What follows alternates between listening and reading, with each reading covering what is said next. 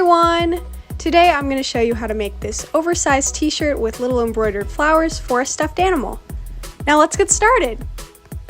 To make the shirt itself, you'll need pins, scissors. For the fabric, I'm using one of my old t-shirts with the collar cut off.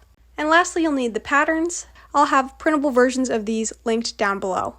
If you want to add embroidery like I did, you'll just need some embroidery thread, any kind of large needle, and I also used an embroidery hoop, but this is optional. Since I'm planning on using a very big embroidery hoop, I'm going to have to do the embroidery before cutting out all my pieces, so I'm just tracing this first piece that I want for the front, and this is just so I know exactly where to embroider on this giant piece. I'm now sketching out a little box where I want the embroidered flowers to actually go. Now I can just insert my embroidery hoop, and at this point I made one more mark just so I knew exactly where the flowers were going to go. Now I'm placing the other hoop on top and tightening it, but the reason I say this is optional is because with stretchy fabric like this, it will never be fully taut like it should be, so the embroidery hoop doesn't really help that much with stretchy fabric. As inspiration for these flowers, I'm going to be using this embroidery starter kit I got as a gift. I haven't gotten to working on it yet, but I'm just going to open this up and use this instruction booklet to teach me how to do these yellow flowers, which I want to recreate. This set is actually really cool and comes with everything you need, but I'm not going to be doing this right now. I'm just going to be using the instructions. So like I said, I'm going to be trying to do these yellow flowers, and the first step would be to do the centers, which are called French knots, and as you can see here, they're just little knots and have great texture. Now to get started, I'm going to grab my embroidery thread and my needle. I think this is specifically for embroidery, but if you buy any set of needles, it will probably come with one of these. And unlike hand sewing, you don't want to fold this in half. You don't want to tie the two ends together. You'll just want to double knot the end of the long end, and the other end should be about 3 or 4 inches long, and you'll just want to hold on to that and make sure it doesn't go through the needle. Now I'm going to start by inserting my needle through the back of the fabric. And this first one I didn't explain well, so let's just skip over that, and this next one I'm going to explain how to do the first French knot. You'll want to start with the needle pretty close to the fabric and pointed kind of upward, and then I'm going to wrap the thread around the needle twice and put it back into the hole that the needle came out of, or just really close to it. And as you pull the needle through, this loop will get smaller and smaller, but do not let go of it. Kind of just lightly hold whatever side's not getting pulled in, and that way the knot won't tighten before you have everything pulled through. So once the loop gets super tiny, you can finally let go, and your French knot will be done.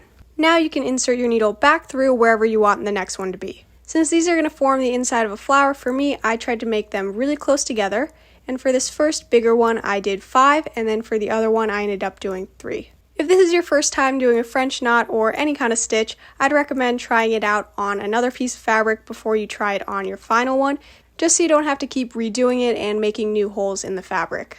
After I've done 5, I'm just locking my stitch in the back and moving on to the next one. I only did 3 for this one since I wanted it to be a smaller flower. Now I can move on to making the petals, and I'm going to be using the Lazy Daisy stitch for this. I'm just going to be following the instructions here, and in my opinion this is actually easier than the French knot. I'm going to start by inserting my needle through the back of the fabric, wherever you want your petal to stick out from. Now I'm going to put my needle back through really close to where it initially came out of. Now I'm going to keep pulling until almost all the thread is pulled through, but you'll want to leave a loop the same length you want your petal to be. So now I'm going to stick my needle through where I want the end of my petal to be.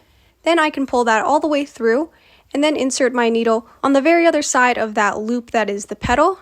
And so that's just one little stitch that's holding that petal in place. Now I can move on to the next one by inserting my needle really close to the center, and then just repeating the same steps to get the rest of the petals.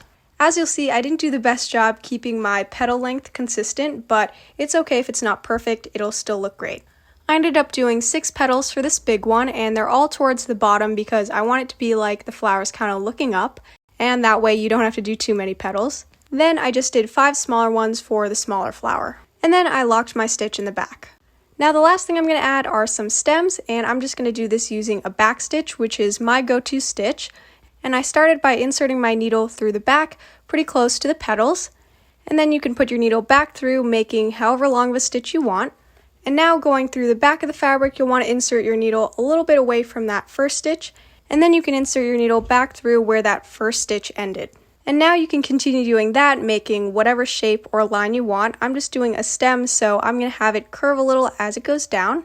I know there are lots of other ways to do a straight stitch like this, so you can use whatever stitch you want. After doing the other stem, I locked my stitch in the back and the embroidery is done. And by now I was exhausted after doing this one little thing, but don't worry, the actual sewing of the t-shirt comes together really fast. I'm going to start by cutting out my pieces, so I'm going to grab this first piece and lay it on top where I traced, and then I can just cut this out. I have this pinned on top of an actual full t-shirt, so I'm really cutting out 2 layers of these because you will need 2. And I'm also cutting out 2 of the sleeve pieces. I'm going to start working on the main front and back pieces of the t-shirt and start by hemming the bottoms of each. I'm just going to flip it over with the bad side facing up and then fold over this bottom edge once and then just pin it in place. If you're using actual t-shirt material like me or any kind of knit fabric, you'll want to be careful when sewing this in the sewing machine. If you accidentally pull the fabric a little too much, it will start to get wavy, so just try your best not to pull at the fabric at all to reduce any waviness at the bottom. I'm just using a straight stitch to hem the bottoms of both of these. Next, I'm going to add the collar on, and this is just the one I cut off the t-shirt I'm using. If you don't have one, you can always just fold a strip of fabric in half, or you can just hem along the necklines. Since right now I have one long collar, I'm just measuring around to see how much I need, and then I can start laying the collar good side with the neckline of the front and back piece. And then I'm going to use a straight stitch to sew them on. After the collars are on, I'm going to trim off the excess. You could probably just save this for later though. And now I'm flipping them good side and mainly lining up these top pieces. And I'm going to do a straight stitch across the tops of both of them. You've probably noticed this part is a lot wider than usual, and that's because since it's an oversized t-shirt, I want the shoulders to kind of hang over a little bit. Now I can fold this right side out, and this honestly looks really good on its own if you wanted to make like a tank top. But now I'm going to grab the sleeves and start hemming the bottom edges.